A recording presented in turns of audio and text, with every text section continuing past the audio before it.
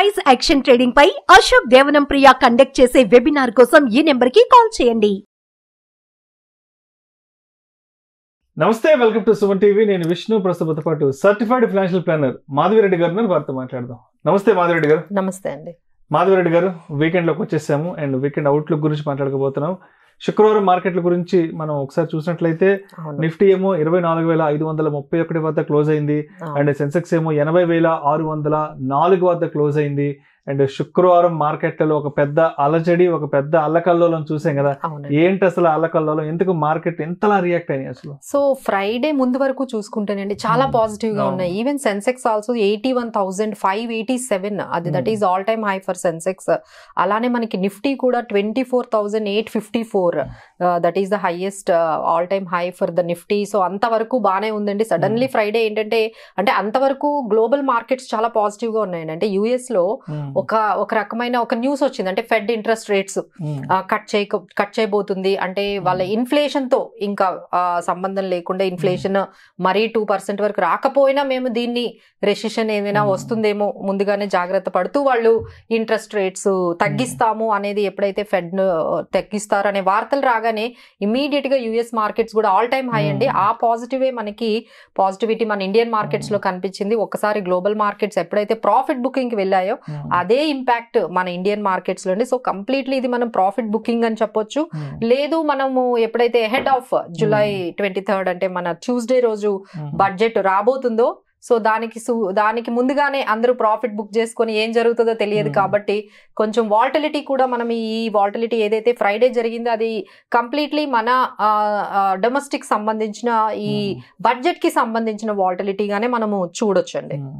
Overall గా అయితే markets అయితే మీరు అన్నట్లుగా ఆల్మోస్ట్ ఆ రోజు అయితే 738 పాయింట్స్ మనకి సెన్సెక్స్ కరెక్ట్ అయితే ఇది 269 పాయింట్స్ నిఫ్టీ కరెక్ట్ అయ్యండి. రైట్ నౌ మనం ఇక్కడ సపోర్ట్ లెవెల్స్ గురించి మాట్లాడుకుంటే ఇంకా ఇక్కడ నుంచి కానీ కిందకు వెళ్ళినట్లయితే ఆల్మోస్ట్ మనం మళ్ళీ 24,200 24,350 లెవెల్స్ ఏమైనా టచ్ చేసే అవకాశం ఉంది. లేదు దీన్ని కానీ మనం హోల్డ్ చేసుకున్నట్లయితే 24,550 నెక్స్ట్ లెవెల్స్ అయితే 24,800 25,000 వరకు వెళ్ళే అవకాశం ఉందండి.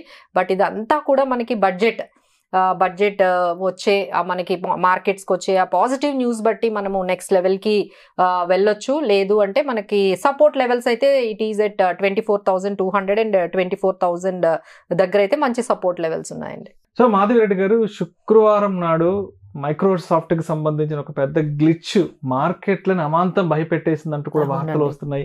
ఏంటి అసలు మైక్రోసాఫ్ట్ వైపు నుంచి వచ్చిన ఇబ్బంది ఏంటి? అసలు ఎటువంటి టెక్నికల్ గ్లిచ్ అనేది మార్కెట్లను ఇబ్బంది పెట్టింది అసలు? సో వాళ్ళు ఏంటంటే ఒక రీసెంట్ అప్డేట్ ని పంపించారండి. అంటే జస్ట్ ఫర్ దీనికని కొంచెం వాళ్ళు అప్డేట్ చేస్తూ ఉంటారు కదా టెక్నికల్ అలా వాళ్ళు అప్డేట్ పంపించారు. బట్ దట్ వాజ్ మిస్ఫైర్డ్ అని చెప్పొచ్చు. సో దాని వల్ల సడన్ గా మనకి ఈ గ్లిచ్ అనేది మీరు అన్నట్టుగా ఈ క్రౌడ్ స్ట్రైక్ అనే ఈ రిలేటెడ్ టు క్రౌడ్ స్ట్రైక్ అండి. దీని ద్వారా మనకి ఏంటంటే కంప్లీట్లీ దాన్ని BSOD అంటారంటే బ్లూ స్క్రీన్ ఆఫ్ డెత్ అనే ఒక స్క్రీన్ అనేది కనపడడం స్టార్ట్ అయింది. బ్లూ స్క్రీన్ అనేది అంటే ఇంకా అక్కడ నుంచి మీరు యూజ్ చేయడం కుదరదు అనమాట. సో అలా బ్లూ స్క్రీన్ అంటే ఇది అందరికీ ఎఫెక్ట్ అయిందా? అన్ని కంప్యూటర్ల కంటే అది కూడా కాలేదండి. కొంతమందికి కొన్ని చోట్ల అయితే చాలా వరకు అప్డేట్ అయింది. మనం చూసినట్లుగా మన ఇండియన్ కాదండి గ్లోబల్ గా కూడా ఇది అందరినీ ఎఫెక్ట్ చేసింది. ఎస్పెషల్లీ ఎయిర్లైన్స్ అయితే బాగా ఎఫెక్ట్ అయ్యాయండి. ఆ తర్వాత లండన్ స్టాక్ ఎక్స్చేంజ్ కూడా అక్కడ చాలా ప్రాబ్లం అయింది. ఇక్కడ మన ఇండియా వరకు చూసుకుంటే ఇక్కడ కొంత బ్యాంకింగ్ సెక్టార్ ఇక్కడ కూడా మన ఎయిర్లైన్స్ అంటే ఈ రోజు కూడా కొన్ని ఎయిర్లైన్స్ ఇంకా స్టార్ట్ చేయలేదు. వాళ్ళ క్రికెట్ అదే అంత టికెట్ బుకింగ్ అంతా కూడా ఆపారు. తర్వాత మాన్యువల్ గా మొదటిసారి రిటర్న్ లో టికెట్ ఇష్యూ చేయడం కూడా మనకి జరిగిందండి అది. So we have back to basics because of that ఈ అవుటేజ్ మైక్రోసాఫ్ట్ అవుటేజ్ వల్ల జరిగింది. సో వాళ్ళైతే వచ్చారండి ఇమీడియట్ గా దే హ్యావ్ గివెన్ ఒక స్టేట్మెంట్ అయితే వచ్చింది. ఇది జస్ట్ ఒక అప్డేట్ పంపించాము, దానివల్ల ఇలాంటి గ్లిచ్ వచ్చింది. So we are retrieving the problem అనేది ఆల్రెడీ చేశారు. కానీ కొన్ని ఇంకా స్టార్ట్ అవ్వలేదు అనే చెప్పొచ్చు. కొన్ని మనం అనుకున్నట్టుగా ఎయిర్లైన్స్ అయితే ఇంకా కొంతమంది అయితే క్లోజ్ చేసే ఉంచారు. వాళ్ళు ఇంకా స్టార్ట్ చేయలేదు వాళ్ళు ఆపరేషన్స్ అని చెప్పొచ్చు. ఇది చాలా మంది అంటే స్టాక్ ఎక్స్చేంజెస్ దగ్గర నుంచి బ్యాంక్స్ తర్వాత మనకి ఎయిర్లైన్స్ ఇలా అందరూ మన ఇండియాలో కూడా చాలా వరకు ఇది ఇంపాక్ట్ అనేది చేసిందండి. అలానే మన ఎస్పెషల్లీ ఏవైతే ఈ 5 పైసా, ఏంజల్ 1, వీళ్ళ బ్రోకర్స్ యూజర్స్ ఎవరైతే వీటిని యూజ్ చేస్తున్నారో ఈ ప్లాట్ఫామ్స్ ని, ఈ ప్లాట్ఫామ్ యూజ్ చేసే వాళ్ళందరూ కూడా దీని వల్ల కొంత ఇంపాక్ట్ అయ్యారండి. బట్ ఇప్పుడు మనం తీసుకోవాల్సిన జాగ్రత్త ఏంటంటే దీనికి సంబంధించి ఏదైనా మెయిల్స్ మీకు రావచ్చు.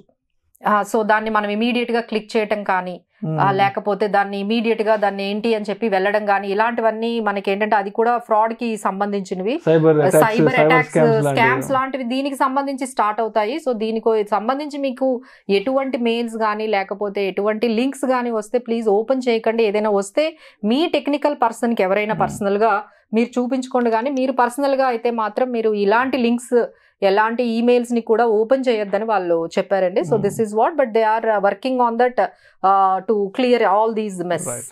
మరొక పెద్ద మార్కెట్ అప్డేట్ ఏంటంటే లాస్ట్ 2-3 డేస్ నుంచి, అంటే ఈ యొక్క న్యూస్ వల్ల చాలా మంది హ్యాపీగా ఫీల్ అయ్యారు. బిఎస్ఎన్ఎల్ లో 4G సెగ్మెంట్ ను టేక్ ఓవర్ చేసుకోవడానికి టీసీఎస్ వాళ్ళు ఆల్మోస్ట్ ఒక 15,000 కోట్ల రూపాయల ఒప్పందాన్ని కూడా కుదుర్చుకున్నారు. అండ్ బిఎస్ఎన్ఎల్ కి పునర్వైభవం రాబోతోందంటూ కూడా వార్తలు మార్కెట్ లో చక్కర్లు కొడుతున్నాయి. ఏంటి అసలు టీసీఎస్ బిఎస్ఎన్ఎల్ 4Gకి మధ్య జరిగిన డీల్ ఏంటి అసలు దీనికన్నా ముందు చాలా ఇంపార్టెంట్ ఇష్యూ ఒకటి జరిగిందండి. ఎప్పుడైతే ఈ జియో, ఎయిర్టెల్ టారిఫ్స్ పెంచాయి రీసెంట్ గా, సో అందరూ కూడా చాలా ఇబ్బంది పడ్డారు. ఇప్పటికే 2-3 సార్లు పెంచారు, మళ్ళీ పెంచుతున్నారు. ఇంకా దీనికి ఎవరు ఆల్టర్నేటివ్ లేదా, ఈ ఆల్టర్నేటివ్ లేదా అన్నట్టుగా వీళ్ళు ఏంటంటే మొత్తం వీళ్ళంతా క్యాప్చర్ చేసేసారు. ఎయిర్టెల్ కానీ లేకపోతే టెలికాం సెక్టర్ అంతా ఓన్లీ ఇప్పుడు ఎయిర్టెల్, లేదు అంటే జియో. సో ఇట్లా అయిపోయి వాళ్ళు ఇష్టం వచ్చినట్టు టారిఫ్స్ పెంచుతున్నారు అనగానే ఇమ్మీడియట్ గా బిఎస్ఎన్ఎల్ సడన్ గా మేము తక్కువ రేట్లతో వాళ్ళ తక్కువ అన్లిమిటెడ్ ప్లాన్స్ తో వచ్చారండి. మేము ఉన్నాము ఒక్కసారిగా అందరూ కూడా ఆశ్చర్యపోయారు. అంటే వాళ్ళ ప్లాన్స్ అంత అట్రాక్టివ్ గా ఉన్నాయి, అన్లిమిటెడ్ చాలా తక్కువ అమౌంట్ కి చాలా కాంపిటేటివ్ ప్రైసెస్ రాగానే అందరూ కూడా పోర్టబిలిటీకి తీసుకోవడానికి లైన్లు కట్టారు. సో దే వాంటెడ్ టు పోర్టబిలిటీకి వెళ్ళి తీసుకుందాం ఈ బిఎస్ఎన్ఎల్. వీళ్ళు మరీ ఎక్కువ చార్జెస్ నెలకి చాలా ఎక్కువ చార్జెస్ చేస్తున్నారు అనేది దాన్ని ఇంకొంచెం నెక్స్ట్ లెవెల్ కి తీసుకెళ్ళినట్టుగా ఈ ఒప్పందం అయితే మనకి బిఎస్ఎన్ఎల్ విత్ టీసీఎస్, మేము టీసీఎస్ వాళ్ళు బిఎస్ఎన్ఎల్ తో కలిపి ఒక 4G సర్వీసెస్ అంటే స్పీడ్ ఇంటర్నెట్ సర్వీసెస్ ఇద్దాము అని టీసీఎస్ బిఎస్ఎన్ఎల్ తో ఒక ఒప్పందం చేసుకుందండి. So these are all very good for BSNL. But ఈ రిలయన్స్ గానీ లేకపోతే ఈ జియో గానీ దీన్ని ఎట్లా వాళ్ళు హ్యాండ్ ట్యాకిల్ చేస్తారనేది నెక్స్ట్ లెవెల్లో చూడాల్సి ఉంటుందండి. But it's a very good news for users like us. And అదేవిధంగా F&O కి సంబంధించి కూడా సెబీ కొన్ని కొత్త డెవలప్మెంట్స్ కూడా తీసుకురావడం ఏంటి. ఈ మధ్య సెబీ ఏ రోజుకి ఆ రోజు, ఏ వారానికి ఆ వారం కొత్త డెవలప్మెంట్స్ తెర మీదకి తీసుకొస్తుంది. ఏంటి అసలు? Maybe this is or all indication towards, అంటే బడ్జెట్ లో ఏదైనా ఒక న్యూస్ ఏమైనా తీసుకురాబోతుందా అనే దాని ముందు ఏమైనా ఇవన్నీ ఇండికేషన్స్ వాళ్ళు మనల్ని ప్రిపేర్ చేయడానికి ఏమైనా ఇలా ఎక్కడికి వెళ్ళినా సెబీ అంటే చైర్పర్సన్ ఎస్పెషల్లీ F&O గురించే మాట్లాడుతున్నారు. ఆమె ఏ మీటింగ్ కి వెళ్ళినా F&O ట్రేడింగ్ గురించే తను ఒక స్టేట్మెంట్, అలా ఏ మీటింగ్ కి వెళ్ళినా తను అలా స్టేట్మెంట్ F&O ట్రేడింగ్ గురించి ఇస్తుందండి. So now they have declared this is not micro issue, ఇదంతా కూడా మ్యాక్రో ఇష్యూ లాగా తయారైంది. అందరు సేవింగ్స్ కూడా మన రీటైలర్ సేవింగ్స్ ఎస్పెషల్లీ ఈ రకమైన ఈ స్పెక్యులేషన్ కు వెళ్ళి ఎవాపరేట్ అయిపోతున్నాయి. సేవింగ్స్ అన్ని కూడా మార్కెట్ క్యాపిటలైజేషన్ అంటే ఇప్పుడు ఎట్లా ఉంటుందంటేనండి, మన సేవింగ్స్ అన్ని కూడా ఎప్పుడైనా కార్పొరేట్స్ కు వెళ్తాయి. ఆ కార్పొరేట్స్ ఏంటంటే వాళ్ళు యాక్టివిటీస్ చేసి వాళ్ళ డివిడెండ్స్ రూపంలో కానీ ఎంప్లాయ్మెంట్ జనరేషన్ లో కానీ యూజ్ చేసి మన జీడిపి గ్రోత్ కి ఎకనామికల్ గ్రోత్ కి మన సేవింగ్స్ అనేవి అలా రూట్ అవుట్ అవ్వాలి. దీన్నే మనం క్యాపిటలైజేషన్ ఆఫ్ సేవింగ్స్ అంటాం.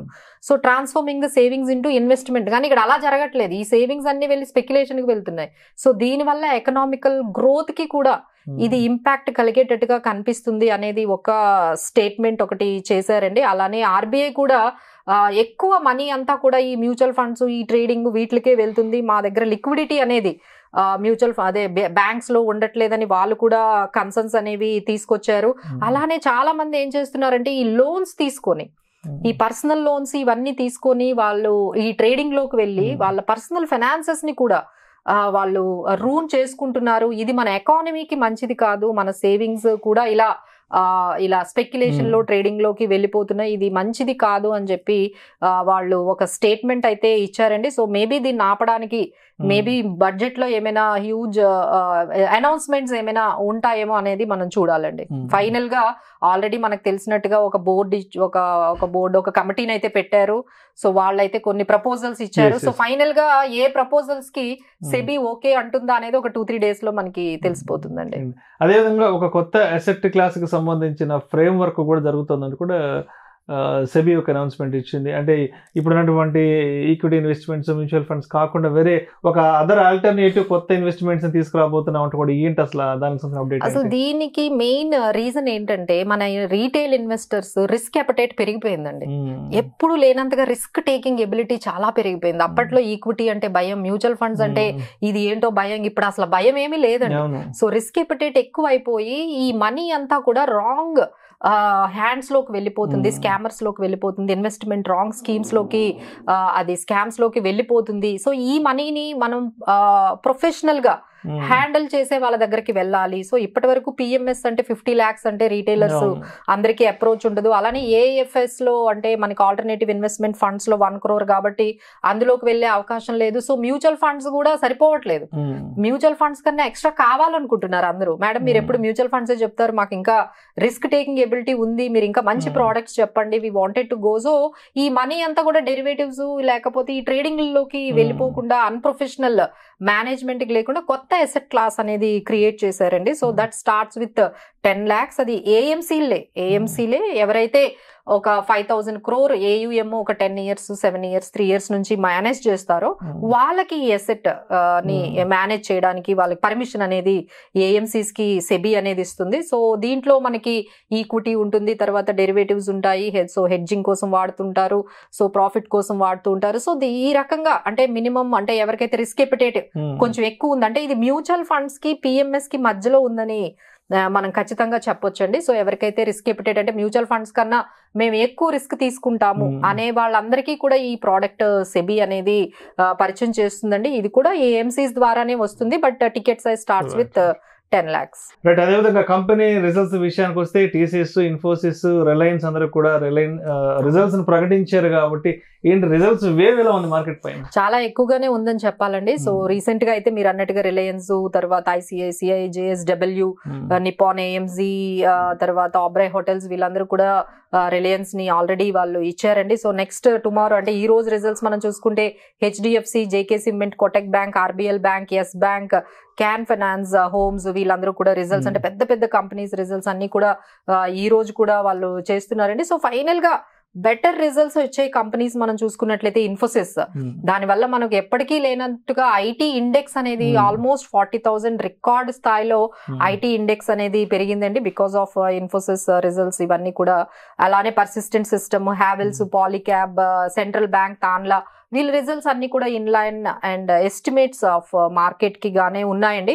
బట్ కొన్ని డిసప్పాయింటింగ్ రిజల్ట్స్ కూడా ఇచ్చాయి మార్కెట్ కి, ఎస్టిమేషన్స్ కి ఈక్వల్ గా లేకుండా. లైక్ షాపర్ స్టాప్ కానీ, LNT, Tata technologies and JSW infra ఇవి కొన్ని ఎస్టిమేట్స్ కి తక్కువగానే ఇచ్చారండి. సో ఈ విధంగా రిజల్ట్స్ అయితే మాత్రం చాలా ఇంపాక్ట్ అయితే చూపిస్తున్నాయండి మార్కెట్స్ లో. సో ఇప్పుడు ఈ మార్కెట్ తగ్గుతున్నప్పుడు కొన్ని స్టాక్స్ చాలా వరకు కరెక్ట్ అవుతున్నాయండి, కొన్ని సెక్టార్స్ చాలా వరకు డౌన్ అవుతున్నాయి. సో అందరూ కూడా కొంచెం జాగ్రత్తగా ఏ సెక్టార్స్ అంటే ఎస్పెషల్లీ ఇక్కడ మనం చూసుకున్నట్లయితే కొన్ని సెక్టార్స్ అయితే అంటే మనం ఇది ఎనర్జీ సెక్టార్ బాగా పెరుగుతుంది, తర్వాత ఐటీ సెక్టార్ వెళ్తుంది. బట్ ఒకవైపు డౌన్ ఏంటంటే మెటల్ సెక్టార్ పడిపోతుంది, ఎఫ్ఎంజీ సెక్టార్ పెరుగుతుంది. సో ఈ విధంగా కొన్ని సెక్టార్స్ బాగా పెర్ఫార్మెన్స్ చేస్తున్నాయి, కొన్ని సెక్టార్స్ మార్కెట్ పెరుగుతున్నా సరే చాలా వరకు డౌన్ అండ్ కరెక్షన్ కూడా జరిగిపోతుంది. Profit booking especially railway stocks లో, పిఎస్యు నిఫ్టీలో, పిఎస్యు స్టాక్స్ లో, తర్వాత డిఫెన్స్ స్టాక్స్ లో చాలా వరకు పెరిగాయి కాబట్టి అక్కడ కూడా ప్రాఫిట్ బుకింగ్ వస్తుందండి. సో ఇవన్నీ కూడా గమనించుకుంటూ మన ఇన్వెస్టర్స్ జాగ్రత్తగా వెళ్తే బాగుంటుందండి. అండ్ అదేవిధంగా 22 జూలై మండే మార్కెట్ ఏ విధంగా ఉండే అవకాశం ఉందంటారు? సో ఇదైతే జూలై అదే మనకి ఇంకా ట్యూస్డేనే మనకి బడ్జెట్ రాబోతుంది. So we are expecting huge volatility అయితేనే ఎక్స్పెక్ట్ చేస్తున్నాము ఈ మండే గానీ ట్యూస్డే గానీ. సో బేస్డ్ ఆన్ వాళ్ళు ఇచ్చే అనౌన్స్మెంట్స్ బట్టి మనకి మూవ్మెంట్ అనేది ఇన్ఫర్మేషన్ బట్టి మనకి మార్కెట్ వాలటిలిటీ ఉంటుంది కాబట్టి ట్రేడర్స్ అందరూ జాగ్రత్తగా ఒక బుల్ స్ట్రాటజీస్, బేర్ స్ట్రాటజీస్ రెండు కూడా పెట్టుకొని మంచి స్టాప్ లాస్ పెట్టుకొని క్యాపిటల్ ప్రిజర్వేషన్ అనేది, క్యాపిటల్ ని కాపాడుకోవడం అనేది మెయిన్ మెయిన్ గా పెట్టుకుంటూ జాగ్రత్తగా ఈ వాల్టిలిటీ అంటే ఈ బుల్ అంటే అందరూ కూడా ఈ పర్టికులర్ ఏదైతే మనకి బడ్జెట్ ఉందో దీంట్లో ట్రేడింగ్ చేద్దామని ఈ ఈవెంట్ లో వచ్చే వాల్టిలిటీలో అందరూ పార్టిసిపేట్ చేద్దామని అందరూ కూడా రెడీగా ఉంటారండి. So capital preservation, strict stop లాస్లు పెట్టుకొని బుల్ అండ్ బేర్ స్ట్రాటజీస్ అన్ని రెడీగా పెట్టుకొని మీరు వెళ్తే బాగుంటుందండి. We can expect. But almost చాలా మంది మనం చూసుకున్నామండి, మార్కెట్స్ కూడా కరెక్ట్ అవ్వడానికి ఇదే కారణం. చాలా వరకు ప్రాఫిట్ బుకింగ్ చేసేసుకొని వాళ్ళంతా కూడా క్లోజ్ చేసుకొని చాలా మంది ఇన్వెస్టర్స్ మార్కెట్ ఆఫ్టర్ బడ్జెట్ తర్వాత ఎంటర్ అవుదాము అనే దీంట్లో కూడా ఉన్నారు. సో ట్రేడర్స్ అయితే కొంచెం జాగ్రత్తగానే ఉండాలండి బికాస్ ఆఫ్ దిస్. సో మనకి ఏంటంటే ఈ రెసిస్టెన్స్ అనేది మనకి